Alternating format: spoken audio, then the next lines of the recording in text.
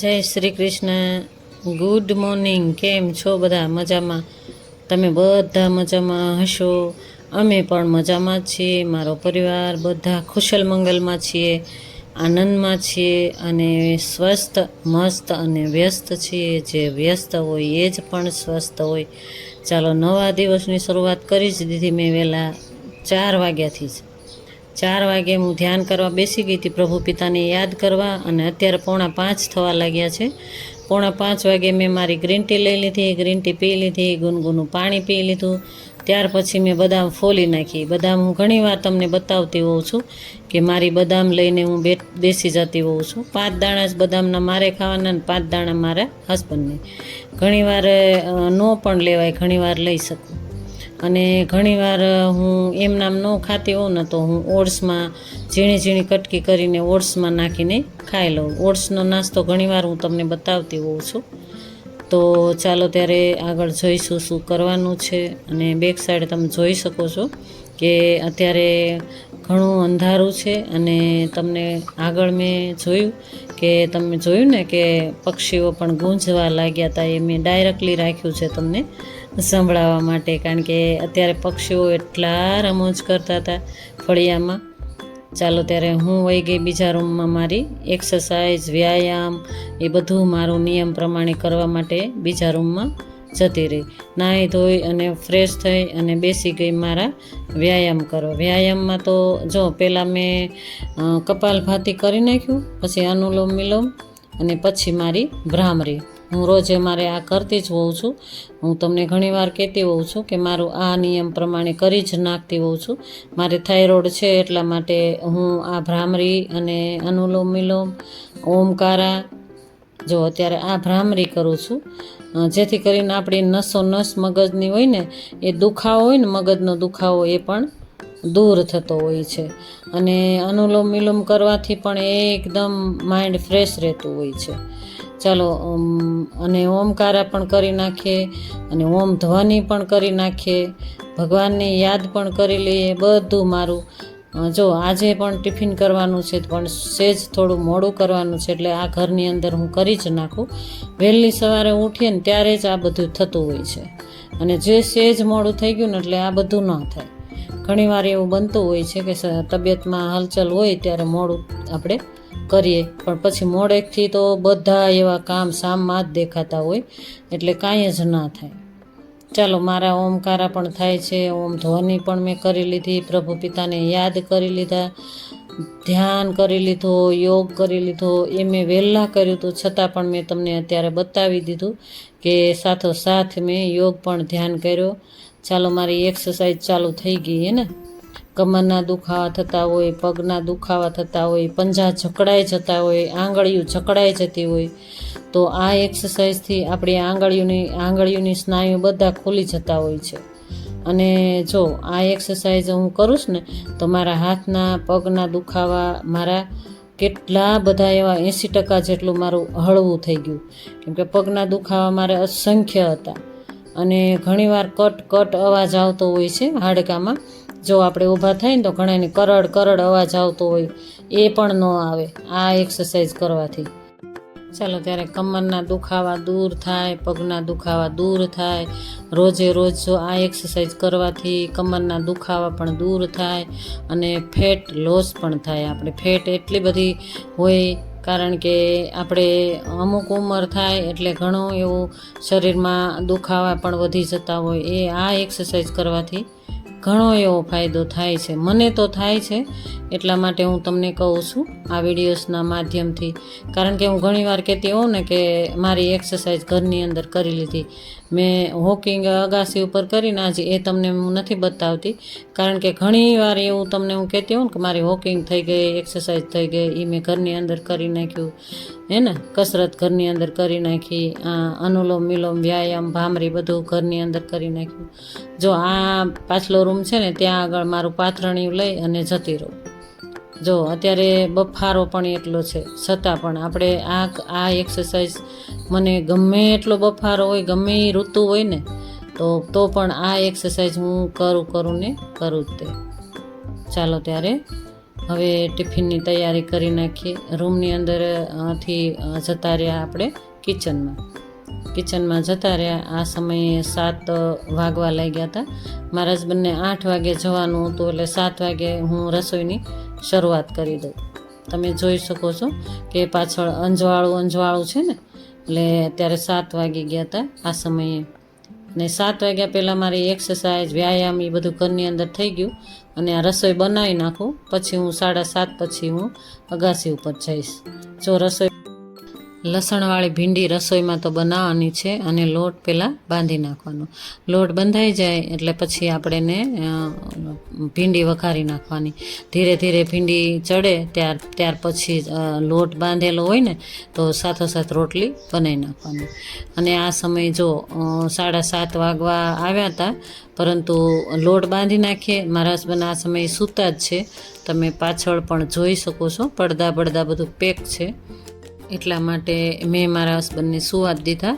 શાંતિથી અવાજ ના આવે ને એટલે મેં પડદા બધું પેક જ રાખ્યું હતું. અને લોટ બાંધી નાખ્યો, અને પછી કરી નાખી રોટલી અને ભીંડાનું શાક. આજે દહીંવાળો ભીંડો અને લસણીયો વઘારેલો ભીંડો એને જમવાનો હતો. જો ભીંડી તો એટલી જ હતી, એટલા માટે ભીંડી એને બનાવી દેવાની મસ્ત મજાની. ટિફિન બનાવી દઈએ એટલે આખો દિવસ એને શાંતિ. એ રોટલી લઈ જાય ને તો બપોરના એમ કે રોટલો બપોરના સૂકું થઈ જાય ને એટલે રોટલી જ બનાવી દે. અને આ બાજુ મેં મૂકી દીધી ચા નાસ્તો કરીને જ જાશે, અને કાંઈક નાસ્તો અમે ભેગા આપશું. કારણ કે હું ભેગા એને ભાખરી પણ ઘણીવાર બનાવી દેતી હોઉં છું. આજે ભાખરીની મને ના પાડી, એટલે રોટલી વધારે નાખજે એમ કીધું, એટલે મેં રોટલી વધુ નાખી. અને જો ભીંડી આટલી જ હતી એટલે મેં લસણમાં ભીંડી મસ્ત મજાની બનાવી દીધી. લસણ તેલમાં મૂકી દીધું, અને ભીંડી વઘારી અને રૂટિંગ મસાલો નાખી દીધો. હળદર, ધાણા જીરું, મીઠું અને ચટણી નાખી અને સરસ મજાની કોરી પહેલાં ચડવા દેવાની. એ ચડી જાય, એકદમ બફાઈ જાય એટલે ડીશ ઢાંકી ડીશમાં પાણી નાખી દઈએ. ડીશ ઉપર પાણી નાખી દો. એ પાણી સહેજ ગરમ થાય ને, એ હૂંફવાળું પાણી એકદમ એમાં નાખી દેવાનું, એટલે એકદમ ભીંડી રસાવાળી થઈ જાય. અને જો મસ્ત સ્વાદિષ્ટ થાય. એ ગરમ પાણી નાખવાથી ભીંડીનો સ્વાદ અનેરો આવે. અને 2 થી 3 ચમચી દહીં નાખી દેવાનું, એટલે દહીંવાળી ભીંડી થઈ ગઈ. દહીંનો ઘોળવો કરી નાખ્યો તો એકદમ દહીંના ગાંઠા સેજ થોડા હોય તો વાંધો ન આવે, પરંતુ મસ્ત મજાની ભીંડી રસાવાળી એને લઈ જવાની હતી. ચાલો, રોટલી પણ બની ગઈ મારી. ટિફિન તૈયાર થઈ જશે હમણાં મસ્ત મજાનું, અને ચા પણ સરસ મજાની થઈ ગઈ હતી. ચાલો, થોડો નાસ્તો પણ કરાવી લઈએ, અને જોઈશું. હવે દીવાબત્તીની તૈયારી પણ કરવાની છે, હજી બાકી જ છે.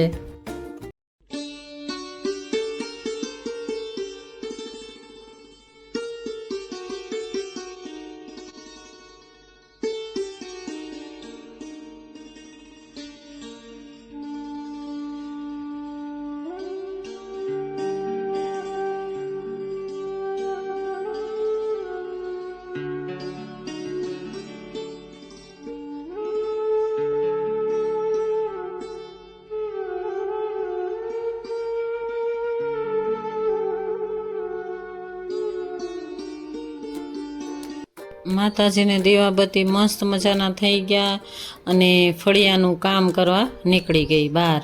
અને ફળિયામાં પણ જોયું તો ફળિયું પણ વાળી નાખ્યું હતું, એ તમને નથી બતાવ્યું. કુંડું પણ મેં પક્ષીઓનું કુંડું પણ ભરી લીધું. ત્યાર પછી બધું કપડાં ધોઈ અને ફ્રી થઈ અને પછી રસોઈ બનાવવા લાગી ગઈ. રસોઈ મારા એકની જ છે, એટલા માટે તમે જોઈ શકો છો કે તીખા ભાત એટલે કે બટેટાવાળા ભાત, મસાલા ભાત બનાવવાના છે. તો મસાલા ભાતમાં તો પહેલાં તો મેં તેલ મૂકી દીધું, એમાં ગરમ મસાલો, ખડા મસાલા કહેવાય ને, એ 2-3 તીડખી મસાલાની, બહુ ઝાઝુ મસાલો હું નથી નાખતી.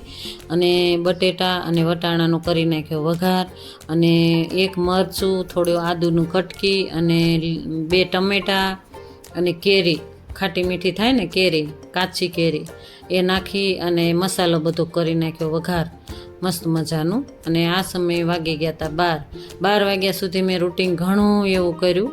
મેં તમને બતાવ્યું નથી. કચરા પોતા એ બધું મેં રૂટિન ખૂબ કર્યું મેં, કારણ કે મેં આજે તમને નથી બતાવ્યું. અને જો મસ્ત મજાના તીખા ભાત બનાવી નાખ્યા આ સમયે. અને મારા એકના જ બનાવવાના હતા. સવારે ટિફિનમાં તો એકલા પૂરતું જ હતું ટિફિન.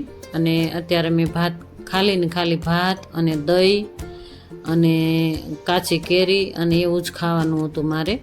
એટલે હળવું ફૂળવું થઈ જાય અને આમેય ભારે નહીં અને ભારે તે લાગે નહીં. એટલે ચાલો ત્યારે સીટીઓ લઈ લઈએ, એ એનું કામ કરશે અને પછી ઘરની અંદર પોતું મારી દઈએ.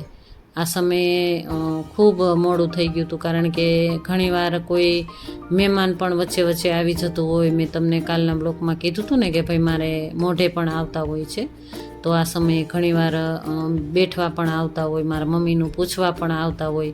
એટલે મોડું થઈ જાય, એટલે શૂટિંગ પણ ના લેવાનું હોય બીજું. એટલે કચરા પોતા બધું ઝાપટ કરી નાખ્યું અને ત્યાર પછી મેં ભાત બનાવીને જમવા બેસી ગઈ. ચાલો બધા મારા યુટ્યુબ ફેમિલી મારી સાથે જમવા.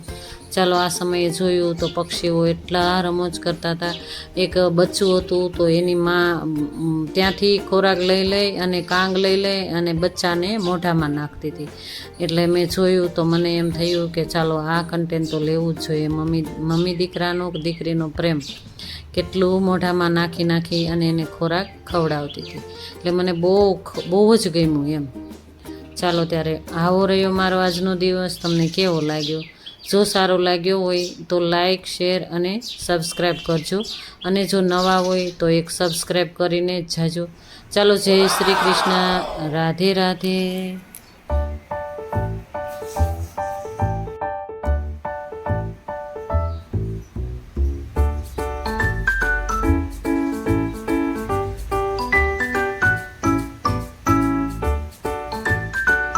ચાલો, આ મારું ખેતરમાં જેસીબીનું કામ પૂરું થઈ ગયું.